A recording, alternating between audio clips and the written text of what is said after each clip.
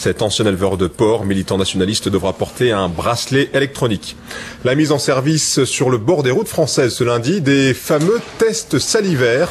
Ce nouvel outil de la lutte contre l'insécurité routière a été inauguré à Antibes par la ministre de l'Intérieur, Michèle Alliot-Marie. 52 000 de ces tests seront distribués aux forces de l'ordre dans toute la France. Ce test présente des avantages, notamment celui de la rapidité de diagnostic d'une prise de stupéfiants.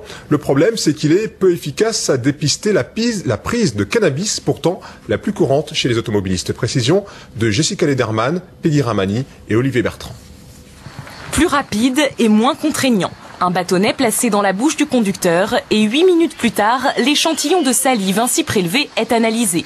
Si la surface du test reste blanche, le contrôle aux stupéfiants est positif.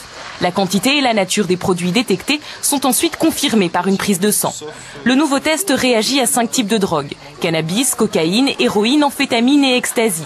En 2007, 10% des accidents mortels de la route étaient directement liés à la consommation de stupéfiants.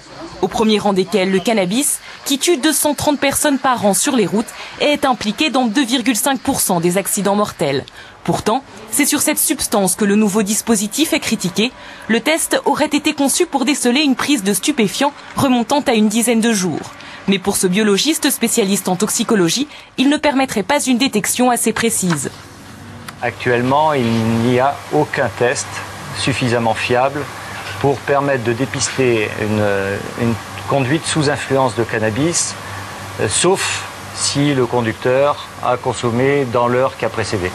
Mais un conducteur sous l'emprise de cannabis serait dangereux jusqu'à 6 heures après sa consommation. Un phénomène qui concerne avant tout les jeunes. L'an dernier, 70% des automobilistes contrôlés pour